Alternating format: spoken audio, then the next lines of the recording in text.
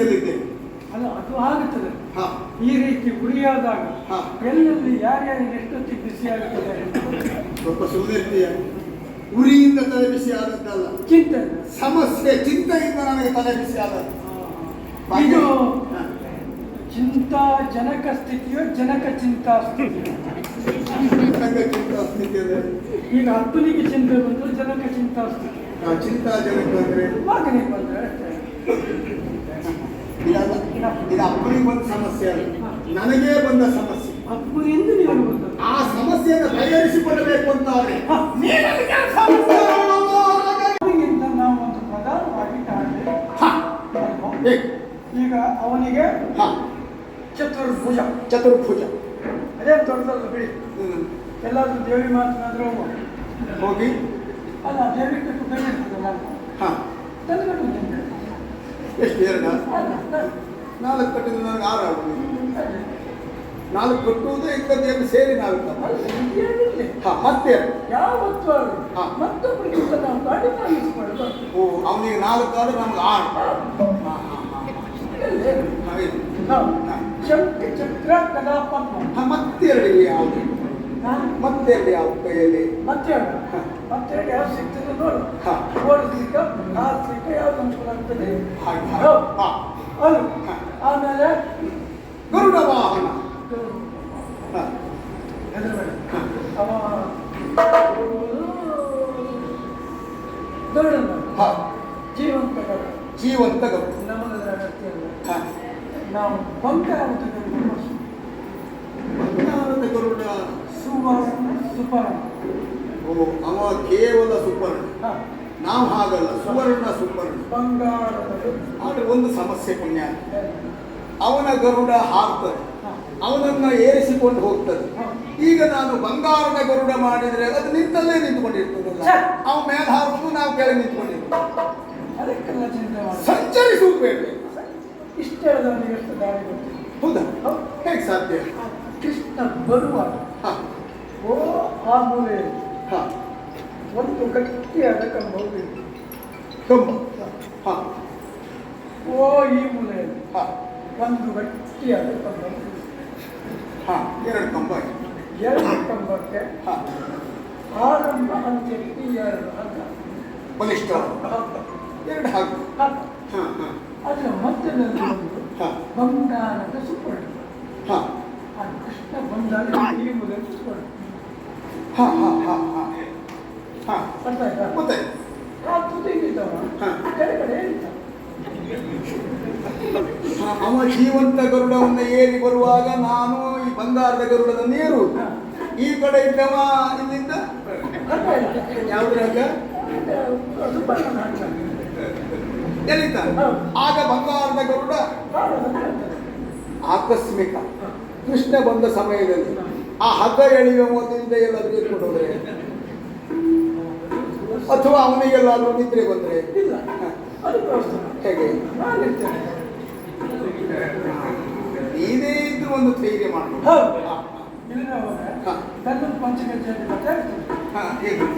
ಹಾಗೆ ಆಯ್ತು. ಒಬ್ಬ ವಿಶೇಷ ಆಕರ್ಷಣೆ ಎಲ್ಲಿ ರಂಗ ಸಜ್ಜಿಗೆ ಮ್ಯಾಲಿಂದ ಬಂದು ಆ ದಿನ ಬೆಲ್ಲದ ಪಂಚಗಜ್ಜೆ ಮಾಡಿದ್ರು.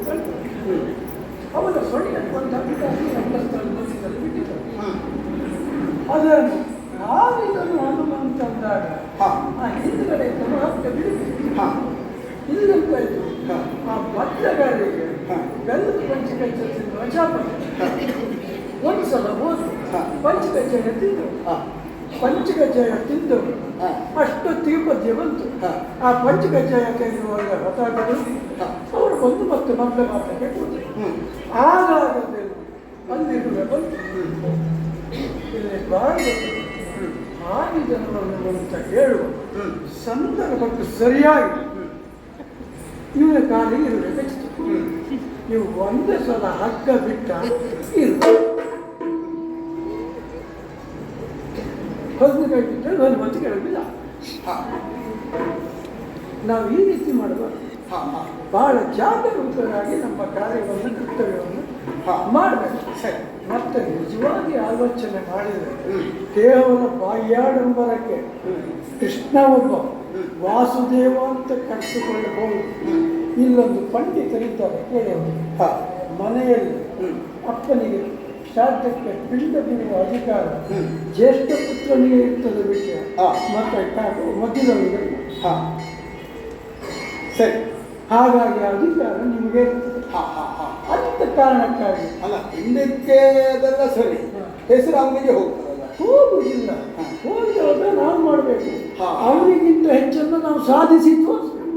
ಹಾಗಾದ್ರೆ ಈಗ ಬಂಗಾರದ ಗರುಡನನ್ನ ಮಾಡಿಸಿ ಬಂದ ಇಲ್ಲಿ ನಿನ್ನ ಕೇಳು. ನಮಸ್ಕರಿಸಿಕೊಂಡೆ ನಾನು.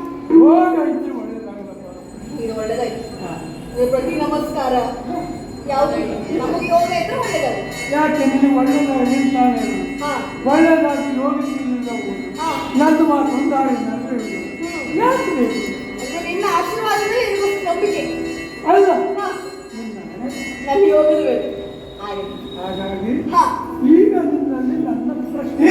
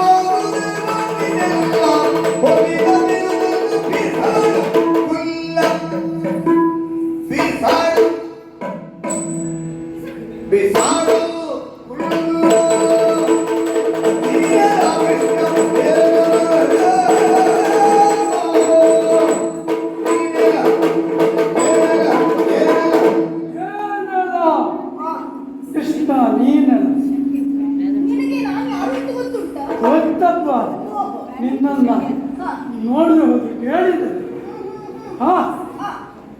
ವ್ಯಕ್ತಿಗೆ ವ್ಯಕ್ತಿಗತವಾದ ಜೀವನದಲ್ಲಿ ಒಂದು ಸಂಸ್ಕಾರವೇ ಉಂಟು ನಿಮಗೆ.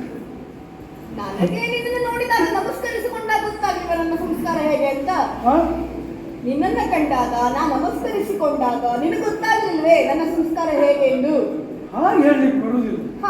ಕೇವಲ ನಮಸ್ಕಾರ ಅನ್ನುವುದು ಸಂಸ್ಕಾರವೂ ಆಗಬಹುದು, ಚಮತ್ಕಾರವೂ ಆಗಬಹುದು. ಎರಡು ಹೌದು, ಒಂದಕ್ಕಿಂತ ಹೆಚ್ಚಾದ್ರೆ ಚಮತ್ಕಾರವೇ ಆಯ್ತು. ಹೌದು, ನಾನು ಇಲ್ಲಿಗೆ ಬಂದದ್ದಲ್ಲ ನೀನು ಕಂಡೆ. ಹೌದು, ಕಂಡ ನನಗೆ ಕರೆದು ಕುಳ್ಳಿಸಿ ಒಂದು ಪೀಠ ಕೊಟ್ಟು ಉಪಚಾರ ಮಾಡುವಂತ ಸಂಸ್ಕಾರ ನಿನಗುಂಟ. ನಮಸ್ಕಾರ ಕೊಟ್ಟಾಗ ನೀವು ಯಾವ ರೀತಿಯಲ್ಲಿ ವ್ಯವಹರಿಸ್ತೀರೋ ಅದಕ್ಕೆ ಸರಿಯಾಗಿ ನಮ್ಮ ಮುಂದಿನ ವ್ಯವಹಾರ. ನಮ್ದಾಗಲ್ಲ, ಒಟ್ಟು ಮ್ಯಾಲ ವ್ಯವಹಾರ. ಓಹೋ, ಹಾಗೆ. ಆ ರೀತಿ ವ್ಯವಹಾರ ಈಗ ಲೋಕದಲ್ಲಿ ಬಾಹ್ಯ ಪ್ರಪಂಚದಲ್ಲಿ ನೋಡ್ಲಿಕ್ಕೆ ಸಂಶಯ, ಸಂದೇಹ, ಅನುಮಾನ, ಇದರ ಮೂರು ಅರ್ಥ ಏನು? ಬೇರೆ ಬೇರೆ ಅಂತ ಗೊತ್ತುಂಟು ನನಗೆ. ಯಾವುದು? ಸಂಶಯ ಬೇರೆ, ಸಂದೇಹ ಬೇರೆ, ಅನುಮಾನ ಬೇರೆ. ಯಾಕೆ? ಅದು ಹಾಗೆ, ಅದರ ಮೂಲ ಅರ್ಥ ಬೇರೆ ಆಗುತ್ತದೆ. ಯಾವುದು ಮೂರದ್ದು ಅರ್ಥ? ಯಾವ್ದು ಬೇಕು ನಿನಗೆ? ಮೂರದ್ದು. ಸಂಶಯ ಅಂತ ಹೇಳಿದ್ರೆ, ಶಯ ಅಂತ ಹೇಳಿದ್ರೆ ಸತ್ತು, ನಿರ್ಜೀವವಾದ ಅಂಥದ್ರ ಮೇಲೆ ಬರುವುದು ಸಂಶಯ ಅಲ್ಲ. ಅಂಥದ್ದು ಸತ್ತ ಜೀವಿಯ ಮೇಲೆ ಮೂಡುವ ಭಾವನೆ ಸಂಶಯ. ಹೌದು. ಸಂದೇಹ ದೇಹದೊಂದಿಗೆ ಉಂಟು ಅಂತ ದೈಹಿಕವಾಗಿ ಮೂಡುವಂಥ ಭಾವನೆ. ಹೌದು. ಅನುಮಾನ ಕಾಲಕ್ಕೆ ಸರಿಯಾದದ್ದು. ಚಾರಿತ್ರ್ಯದ ಬಗ್ಗೆ ಮೂಡುವಂತ ಭಾವ. ಹೌದಪ್ಪ. ಈಗ ನಿನ್ನ ಬಗ್ಗೆ ಹಾ. ಈ ಮಾತನ್ನ ಯಾಕೆ ಹೇಳ್ತೇನೆ ಅಂದ್ರೆ ಯಾಕೆ? ಇಲ್ಲಿ ಕಾರಣ ಉಂಟು. ಹ್ಮ್. ಈಗಾಗಲೇ ನೀನಾಗಿ ಹಾ. ತಾನೇ ವಾಸುದೇವ ಅಂತ ಕರೆಸಿಕೊಂಡು ಯಾರು ನಾನು ಕಲಿಸ್ಕೊಂಡಂತ? ಜನನ ಏನೋ 4 ಜನ ಹೇಳ್ತಾರೆ. ಕರೆಸಿಕೊಳ್ತಾ ಇದ್ದೆ. ಹೌದು. ನಿಜವಾಗಿ ಹಾ. ವಾಸುದೇವ ಆಗುವುದಕ್ಕೆ ಹಾ. ನೀನು ಅರ್ಹನಲ್ಲ. ಹಾ. ಅಲ್ಲ. ಹಾ. ಯಾಕೆ? ಯಾಕೆ? ನಿನ್ನ ಗೊಂದಲದ ಒಂದು ಕಥೆಯನ್ನು ಹೇಳ್ತೇನೆ. ಹಾ. ಹಾ. ಒಂದು ದೋಣಿಯಲ್ಲಿ ಹಾ. ಒಂದು 5-6 ಜನ ಪಂಡಿತರು ಹ್ಮ್. ಈ ಕಡೆಯಿಂದ ಆ ಕಡೆಗೆ ಹೋಗುವುದು. ಹಾ. ಅದರ ಮಧ್ಯದಲ್ಲಿ ಹ್ಮ್. ಒಬ್ಬ ಆಚೆ ಹೋಗುವ ಹತ್ರ ಹಾ. ಒಂದು ಹಂದಿಯ ಮರಿ. ಓ.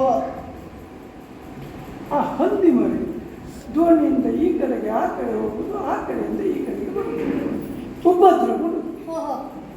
ಯಾರಿಗೂ ಅದಕ್ಕೆ ವ್ಯವಸ್ಥೆ ಮಾಡಲಿಕ್ಕೆ ಗೊತ್ತಾಗಲಿಲ್ಲ. ಹಾ. ಗೋಳಿಗಳಿಗೆ ಹೋಗುತ್ತದೆ ಇಲ್ಲ ಅಂತಂದ್ರೆ ಆಗ ಒಂದು ಪಂಡಿತ ಉಪಾಯ ಮಾಡಿದ.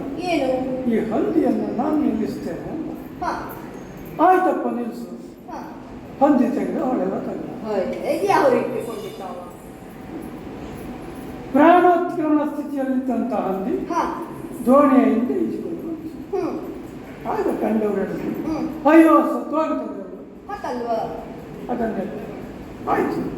ಅವ ಹಂದಿ ಎತ್ತಿ ಪುನಃ ದೋಣಿಯಲ್ಲಿ ಬಿಟ್ಟ. ಎತ್ತುದ ಸಾಯ್ಲಿಕ್ಕೆ ಬಿಡ್ಲಿಲ್ಲ. ಹಾ. ದೋಣಿಯಲ್ಲಿ ಬಿಟ್ಟ. ಹಾ. ದೋಣಿಯಲ್ಲಿ ಬಿಟ್ಟಾಗ ಹಾ. ದೋಣಿಯ ಒಂದು ಮೂಲೆಗೆ ಹೋಗಿ ಕುಳಿತ ಹಂದಿ ಹಾ. ಅಲ್ಲಾಡಿಲ್ಲ.